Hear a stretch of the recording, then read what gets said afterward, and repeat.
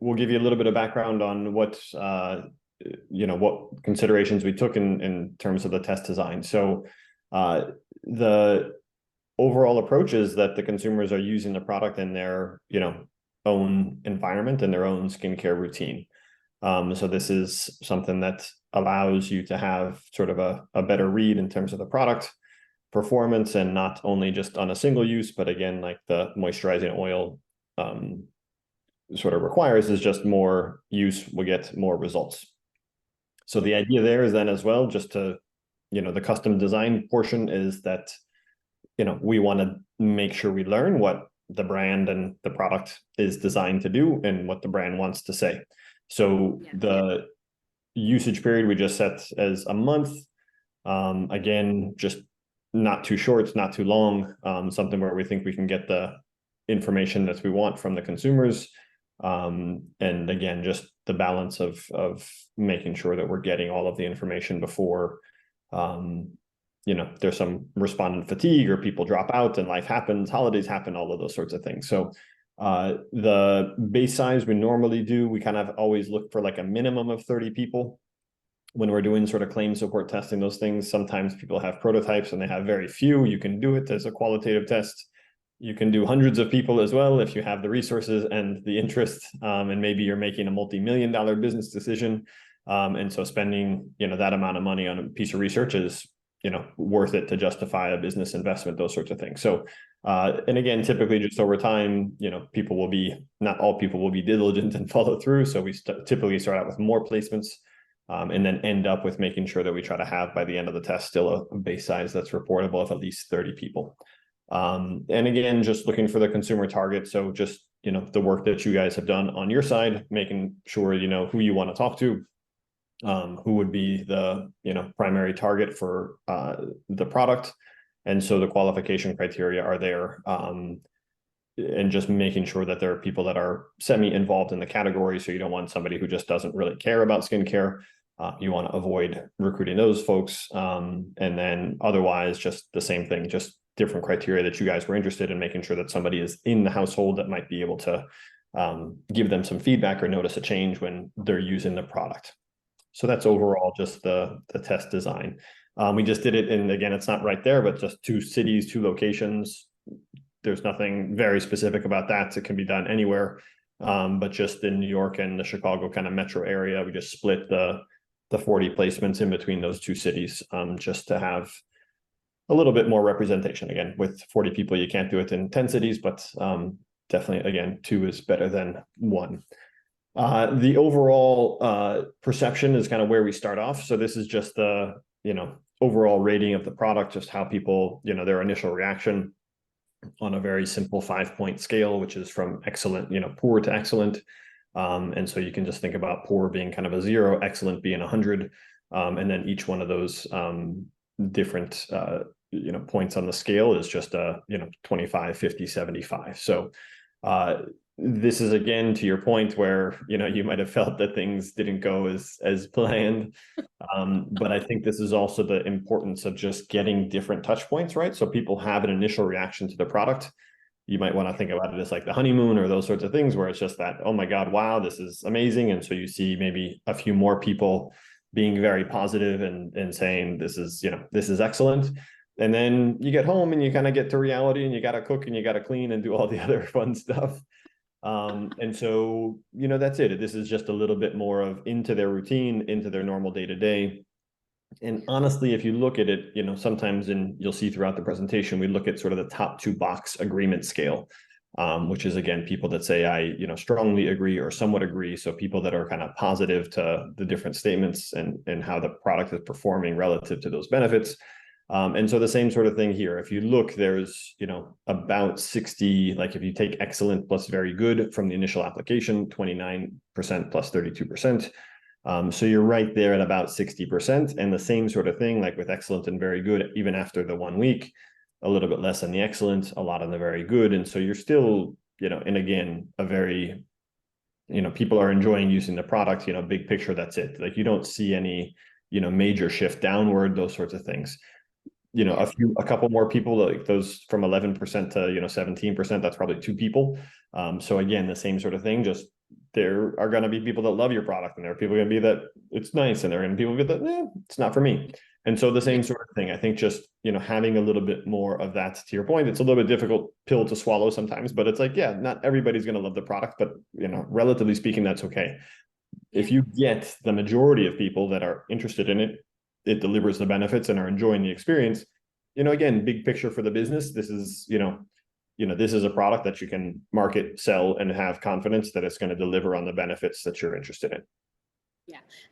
And before you move on, Adam, I sort of want to also give that context of, the first experience versus now 1 week, right? So last week we took the time, we looked at the results for the initial application, and those results were super strong, right? And we got such insights, and we both sort of were like, oh, okay, there's quite a lot of insights here to actually pick up, because the results were so strong. However, it's important, I think, to also go back as to why it's important to have the first initial application included in a consumer study. Because yes, you can look at a claim that, this works over 28 days, that's great. But especially for a natural product, natural, competing against other, synthetics that cause beautiful, sensorial effects. So first application quite being important, but that's just us. In terms of when designing your study like this, touch on really the first initial application and why it probably offers such strong insights even after 4 weeks, because of just that initial impact and the sensorial behavior or sensorial expectations that we have with personal care products. I think, when it comes to just humans, the first engagement can either lose you or keep you, because it's so against your skin, it's so intimately close that you kind of want a sensorial benefit. But touch on really the importance of having these initial ones, and how that on its own can also offer value in terms of claim support. Perfect. So I think there is, to your point, and I don't want to give anybody the impression there's like a right way to do things or a wrong way to do things, right? It just, each of the different choices that we make just sort of have consequences, right? And so, we could make the choice to not check in with the consumer until 1 month, right? So we could give the product to them, please use it for a month, and then we could go check in with them. But again, you guys are spending valuable money, right? And so it's the same sort of thing. Like if there was something wrong from day one, so let's say that there was a contamination issue, and, all of a sudden, just, after that first use, like you had, more than half of the people saying, wow, this is, there's an issue with the product, and like, this is terrible. Well, it'd be nicer to know after a day versus after, 4 weeks and you spent all the money and, those sorts of things. So, that's just like, maybe a higher level type of issue, those sorts of things. The other one is as well, you can, you touched on it already, is that there's an initial impression, right? So just like when you're meeting somebody for the first time. By the way, hold on. Like little background noise to compete with. You tell me when to keep going.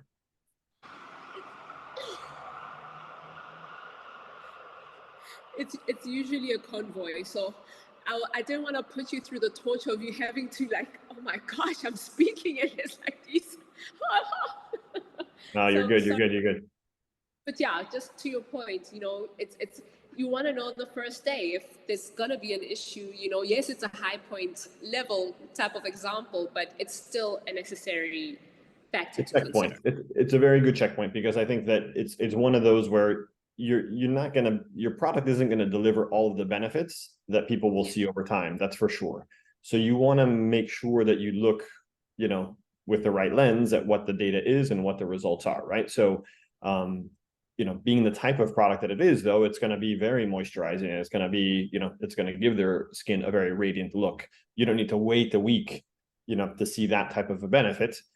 Although we know that the same thing, their skin will get benefits, the longer, they use it, and the more frequently they build it into their daily skincare routine. So, you don't want to look at it like, oh my God, all of our problems are solved and this is amazing, because at the same time, it's only a single use. And so it's not, a miracle potion that's going to be a, one use and done and you're cured, and, maybe a once a year application, not that type of a product.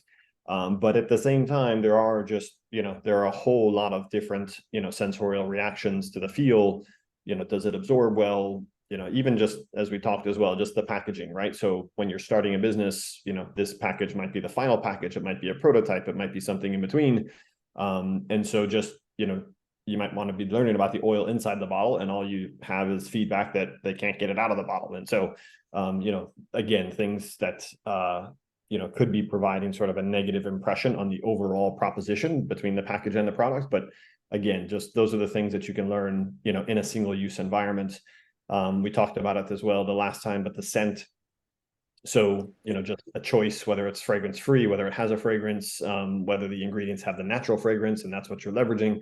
All of those sorts of things will play into the overall product experience. And so I gave you the analogy. I, again, spent some time working in laundry detergents, and it's the same thing. You can have the best, laundry detergent that cleans incredibly. But if it doesn't have any bubbles, then consumers will, just say, well, doesn't make any suds, it doesn't make any bubbles, then it's not going to clean. And so it's the same sort of thing, even like in the shampoo space, where, people are using like a sulfate free shampoos, those sorts of things. And there's a lot less lathering, those sorts of things. And it can be, that balance between not cleaning versus, caring for the hair and the coloring or treatments that you're doing. So all of those sorts of things build into this overall sort of sensorial experience, which you can get immediately. And you want to know, kind of where you stand. And then over time, those things can change, right? So that's the whole idea of setting up just an initial kind of 1 week and 1 month survey. In the case of this test, just to make sure that we're kind of checking in along the way to know where we're at.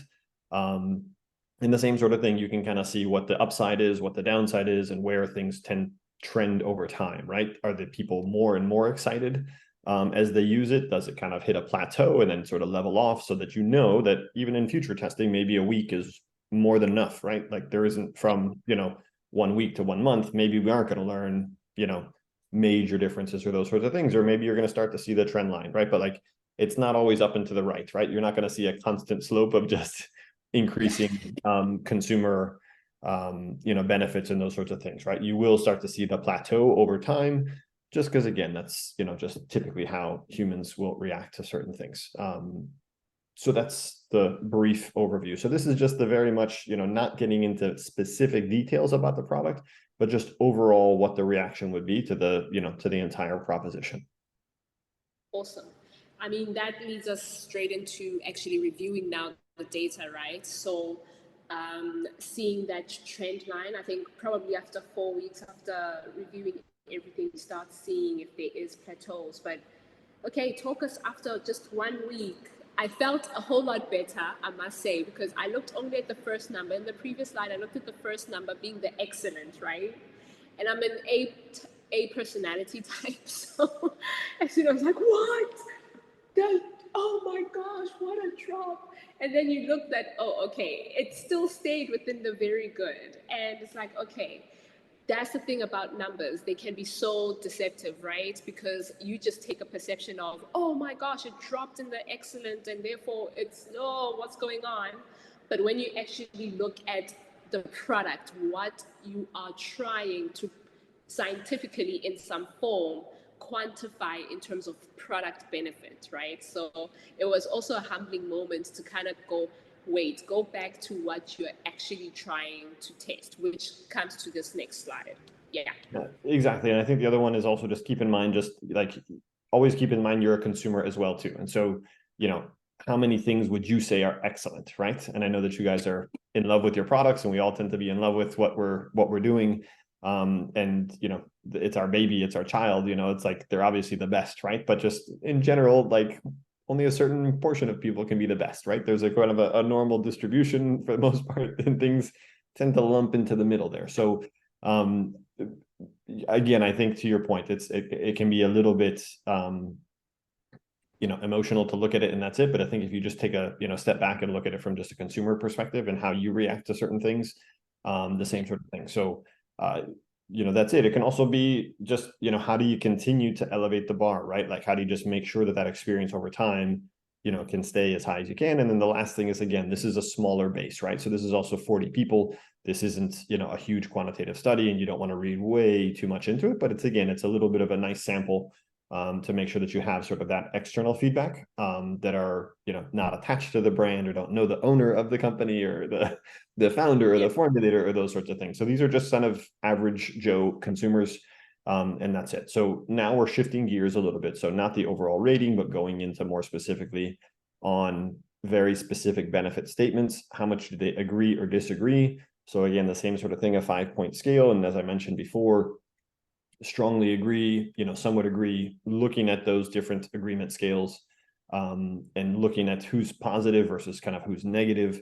And then the chart is just organized by first sort of that top 2 box agreement. So the column all the way to the right has your highest ratings, and then the secondary kind of differentiator is the strongly agree column. So you might see some ups and downs in that strongly agree, and why isn't that one higher, or those kind of things. But if you look, everything's organized by that last sort of top 2 box agreement, or again, the people that are either somewhat agreeing or strongly agreeing with the different statements and the different benefits of the product, right? And so you can ask it in, again, a lot of different ways, and the marketing tweaks and twists and those sorts of things. So we try to cover things that are, within the space, within the, vocabulary of the different brands of what you might be using or not.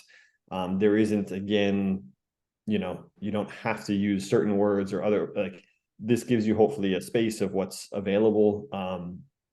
And that, over time as well, just you can know that those little subtle differences don't necessarily make a difference so much in consumers' mind, but they might make, a brand, language choice, more in line with the other one. And so at least we're covering a wide range of things that are in similar spaces, but just can, cover the different language that, the marketers might like to use when talking about the different benefits. Okay. So this is, again, just very, very positive, right?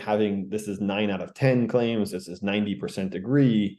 90% saw the benefits, however you want to kind of put it. And I didn't, just to present the slides, the information. We'll see in the next slide as well that they continue in the 90%.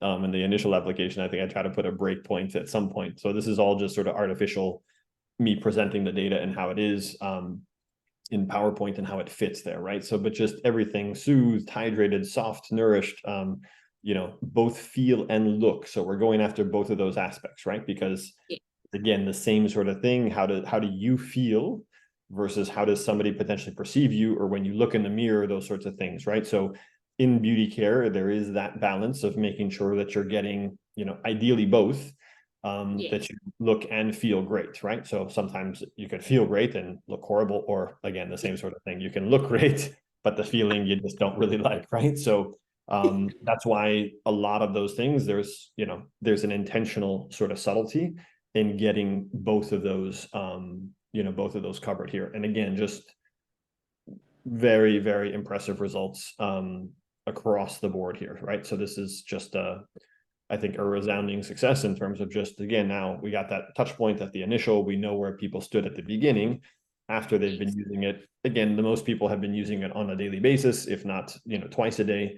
That you again see that things are, trending in the right direction, right? And so as you go through the rest of the benefits that we tested, very strong, and almost all but 3 are above that sort of 80%. Typically, just my rule of thumb for, talking to clients is about 75%. So like 3 out of 4 people, perceive the benefits is something that you might want to talk about and market and sell.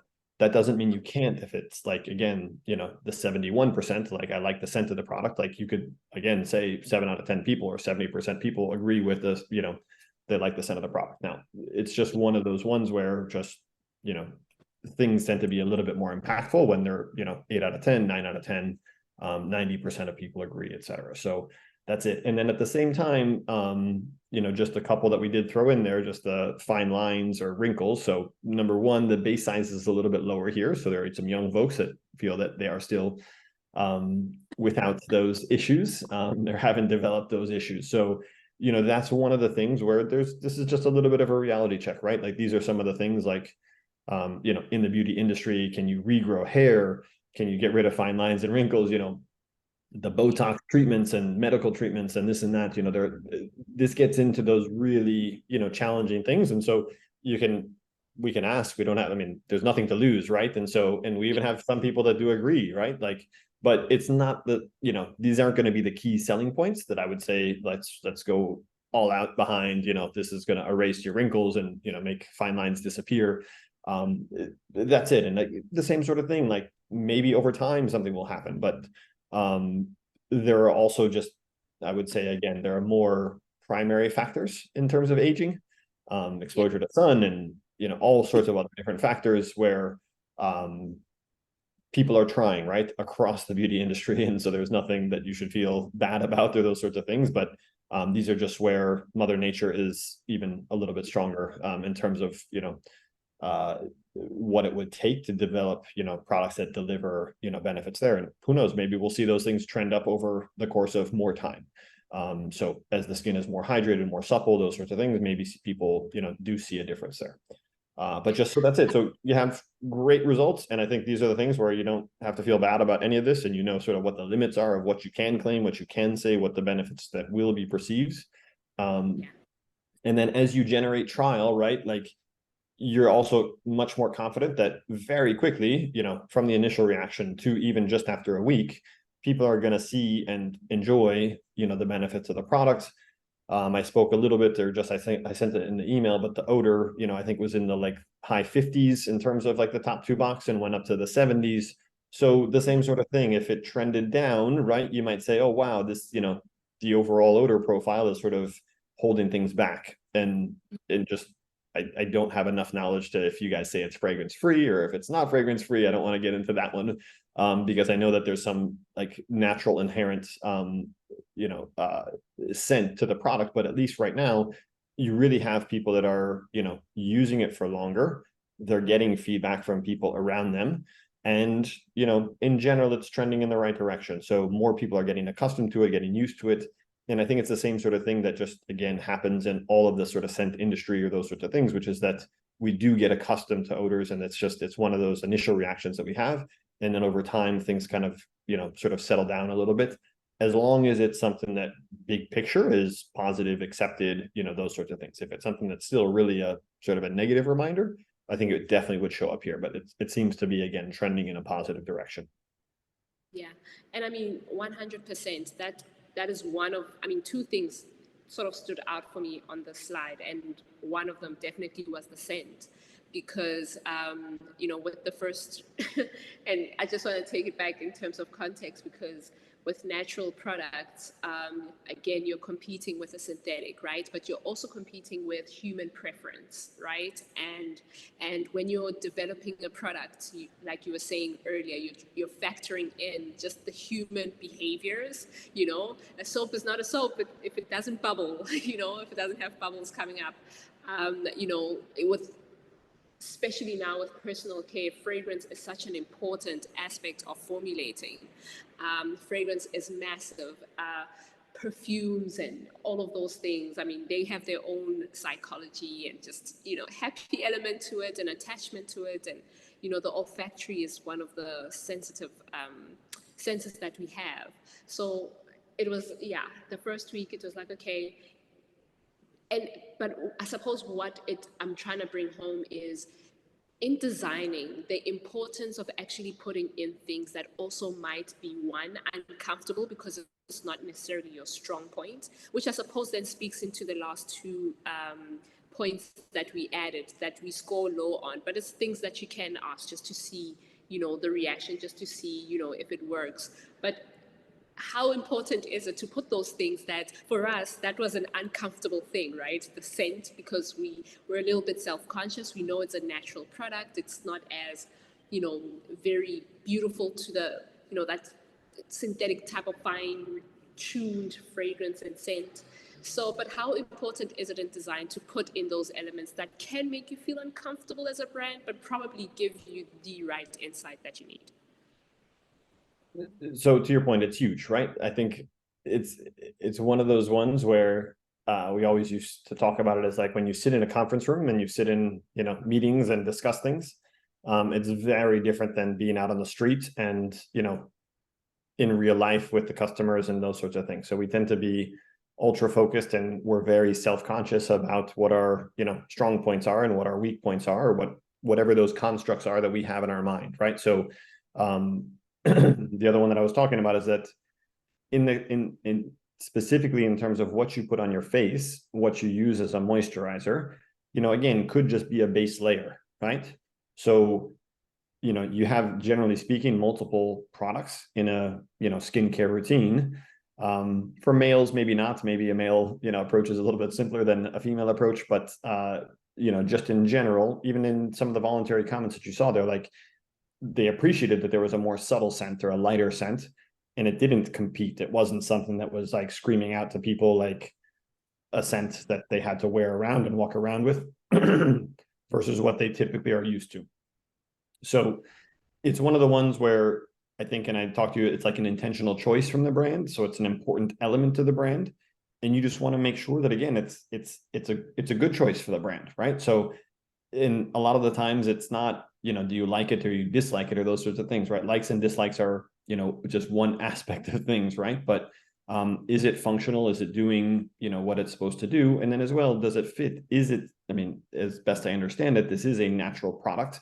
And so if you had something that was, very, amazing from a scent standpoint, it might be going and working against that sort of natural equity or that you're trying to establish in something that is, I think you talked about it in terms of authenticity, right? So it's like, how can you be something that's just like off the top smells, oh my God, amazing, when the reality is this is, an oil that's a little bit more functional than it is, something to be,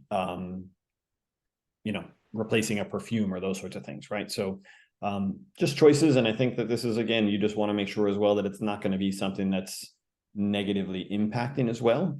So you don't want to go in there blind and just say, to your point, you have questions, is this right? Is it not, good enough, and those sorts of things. And so if you ask the question, then you have the data and you can make the decision and move on, right? So a lot of the times taking things out of people's opinions, and this is what I believe, or this is what my mother said, or this is what my spouse says, this is what my friends say, having things be a little bit more objective and data driven, doing this type of research really helps the business make better decisions, right? And so, we all think we're experts, and there's nothing wrong. Again, I think that's just our nature.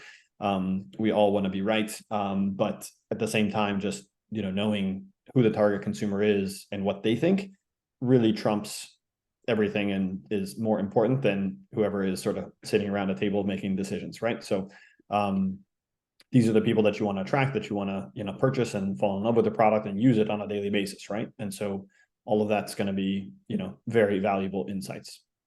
Yeah. Awesome. Okay. So this, again, is the meat of the study. The other thing that just, does help, which is a little bit more on sort of the qualitative side, or helps bring some of the numbers to life, sort of what's behind it, is, again, when we ask sort of an open-ended question. So what do you like or what do you dislike about the product? And we do this right at the start. So before that whole battery of benefit statements, the actual questionnaire goes from that overall rating, what do you like, what do you dislike, and then we go into the benefit statements, such that we're trying not to contaminate, their impressions. We're just trying to get their initial reactions to things. Now, again, you can argue, well, we did the initial survey, so people were already sort of contaminated. They know what we were looking for. They know what sort of language and benefits. So that's true. But at the same time, it's just an opportunity for the consumer to give feedback in their own words as to what they liked and what they disliked.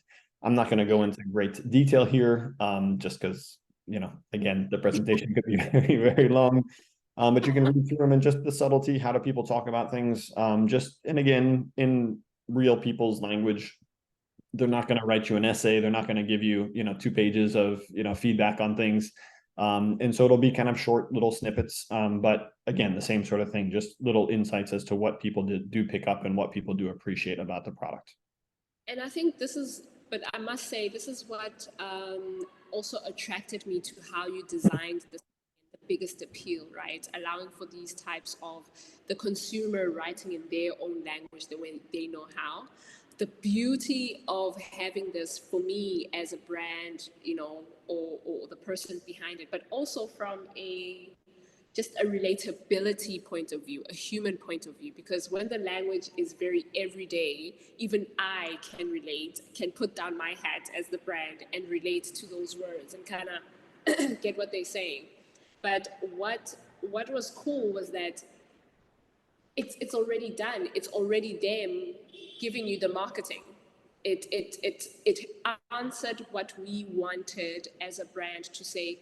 We want to know how we must speak to you and what you're going to really look out for and what you really enjoy. So to your point, open-ended questions, and I know this is the other part that I also enjoyed, how we it was a back and forth in terms of, okay, do you really want to put this in? Don't you want to put this in? Okay, do you think about that one? Do you really want this to be open-ended?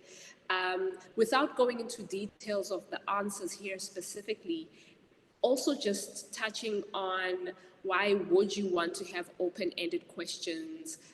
Yes, it's the consumer sort of speaking in their own mind, but I think you touched on it earlier, but maybe expanding on it, bringing the numbers to life. But also being very careful that, again, this is a very small base of people. It's not this huge survey. So being very cautious, and what type of caution you would then give to us as a brand to say, okay, this is what they're saying, but, take it with this type of pinch of salt. Yeah, I think this is this is where we try to get into sort of a you don't have absolute certainty, right? So whether you test amongst 30 people, or you test amongst 300 people, or you test amongst 3,000 people, right? In market research, you're always taking a sample, right? So it's that sample size and how does that represent the general population. And so I think you can sort of use that sort of math or that order of magnitude, right? So 30 if you talk to 300, if you talk to 3,000. I think that big picture, this is where sort of the beauty industry has aligned to making sure that this is like the minimum that you want to talk to. But then the same thing, I don't think that you have to have any doubts in your mind that this will translate into the broader population.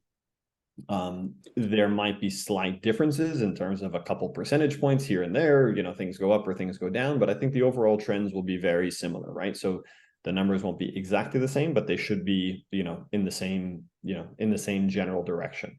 The same thing here, there might be other subtleties, right, where we might get things wrong, and this might not be a good one. So let's just spend some time on scent for a second here, right? So we had about 6 mentions of scent that people weren't exactly, favorable about the scent, right? So in the base size that we're testing, between 30 and 40 consumers, right, that's somewhere between 15 to 20% of the population, let's say, if you really wanted to extract it out, that are looking for products that have either a stronger scent, a different scent. It could be a whole range of options, right, when we talk about scent. But at the same time, you have the positives, and that overall it's not a major impact that's gonna affect you going forward, right? But that it could be an opportunity going forward, that there could be a second version of it, or a scented or an unscented, or natural versus taking it in a specific direction there. So I really think that, again, to your point, there is a complement here that allows you to get a little bit deeper than what's top of mind for people. What are they enjoying about the product, and what do you want to sort of highlight from a marketing standpoint? And then at the same time, you just want to make sure that what your brand is going to stand for, and just what is going to be the kind of the core benefits that you want to drive in terms of the equity of what you're building.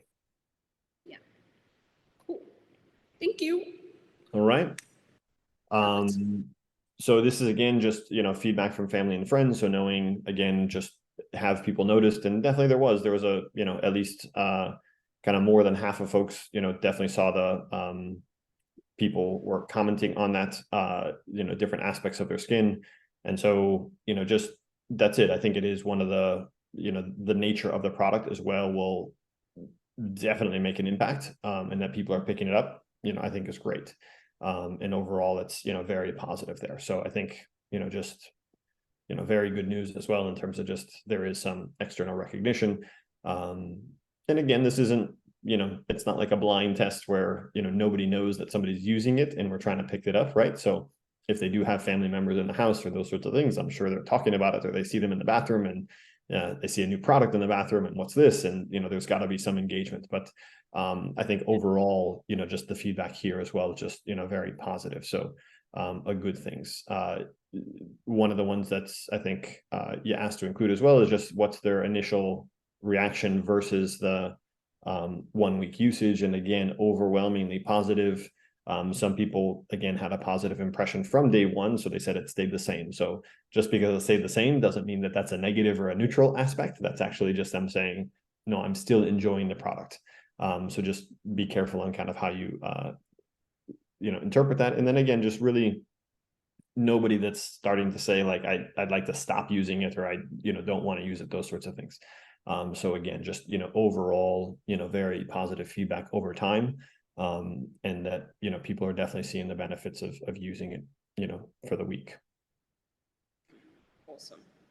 And then this, again, just in the same presentation, I left it in so you have it as a reference point. So these are the same, questions. We try to keep it fairly consistent in terms of, what they ask at the initial, what they ask after a week. Sometimes I think here, like things about like the wrinkles or the fine lines, those type of questions we added in later on. So there might be things that over time, we want to ask versus at the start. So it doesn't always have to be exactly the same, but we at least try to keep the, the core of the survey the same so that you can track things over time and just see how things are trending. And just, again, overall, very high ratings from the start. So that was a difficult benchmark to maintain. And you not only sort of maintained it, but you went up even a little bit, right? So I think overall, the people that initially liked it, continue to like it. And then just a few more are even, more positive with more usage. So that's exactly the direction you like to see things going. So I won't go through the entire deck here. I'll go through it a little bit quicker. This one, I also just had a little bit more time to analyze. So the same thing, sort of the initial reactions to people, what did they pick up after just a single application is included there. In the back of the slideshow, again, just this gives you all of the different aspects. Again, a little bit less than 40 people enrolled in the study, but just gives you a little bit more understanding of who the people were, what type of skin do they sort of self-describe themselves as, the different issues that they've had, over time, just what, different aspects of skincare are sort of top of mind or issues for them there. Again, this isn't meant to be, the entire population and what are the different issues that people face out there. But I think, again, it gives you, all of the things that you see there probably resonate in terms of just being, the day-to-day issues that, males, suffer through. And so all of those things are, I think, pretty straightforward. So there were also just these open-ended questions on sort of like when you say skincare, what comes to mind? And so, these are the open-ended questions as well that just were helping you get a little bit more understanding the respondent's skincare habits. So what are they kind of currently using on a daily basis, a few times a week, or less. And so that gives you just all the different ideas there. We talked this a little bit more, sort of what the brands are and just why they, like different products and use them in their daily routines today. What do they spend out of pocket in their minds on a monthly basis for skincare? And so, again, overall depends on the different markets. So this is the US consumer, versus South Africa. So don't read too much into this. And this is also nobody's checking their receipts or nobody's checking their budget and those sorts of things. So also take it with a grain of salt. So it's not the end all be all, but just, in terms of where you're going to price the product. Again, just these give you slight indications, just more information to help make better decisions there. It didn't put a lot of data here. The fragrance versus fragrance free, it was kind of like a 50-50 split. There wasn't like a lot to be learned there. Again, I really do think it depends on the application. It depends. I think you're in a very safe space. I think your choice that you've made is just fine. And, depending on how much you want to market it and sell it and how you want to talk about it, I think it's important to set expectations to make sure people know what they're getting, so that they're not disappointed one way or the other. Like I wanted an unscented product or I wanted a perfume product, at least they'll know. And so, that's more important there. I did include this question because you asked, but and just so you know, there was not a lot to learn. There were 0 consumers that knew what fatty alcohols were. I only got one comment that was joking about something that they might not like to order at the bar. But other than that, there was just nothing, nothing that resonated there. So no chemists, no. I sure hope though we get to see the results though, the answers and what the answers were. We need those answers. It's part of the chemistry, the I madness. can add in a direct quote there for you if you'd like there, but for sure. So there wasn't too much exciting there, but I did have one that I think will be valuable that I'll share and put it in the deck just to give you a smile. Just again, things that you wanted to learn in terms of consumer profiling.